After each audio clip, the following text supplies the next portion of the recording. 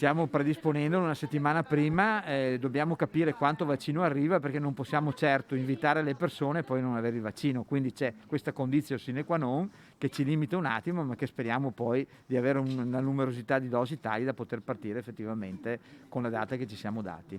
Tutto dipenderà dalle scorte di vaccino, ma l'intenzione dell'ULS 2 è quella di procedere con la vaccinazione degli over 80 già dal 20 gennaio, un anticipo sulla tabella di marcia che è stato annunciato a margine del via ufficiale della campagna vaccinale nelle case di riposo della Marca. Qui a Casa Marani l'adesione è stata di circa il 70% su 200 dipendenti, comprese le sedi di Paese e Povegliano, una media più alta di quella provinciale, ferma al 60%. La media generale del 60%, quindi credo che questo è un ottimo risultato. Mi auguro che dopo aver visto i colleghi vaccinarsi, altri decidano di fare questo stesso percorso. Di sensibilizzazione in corso sul restante 30% parla il direttore della casa di riposo che ha lanciato un segnale preciso vaccinandosi per primo. Confidiamo che coloro che non hanno aderito oggi aderiscano in questi lunedì prossimo insieme agli ospiti delle 3 strutture. Già gli ospiti, quasi 230, buona parte non autosufficienti, il vaccino per loro significa anche uscire dalla solitudine.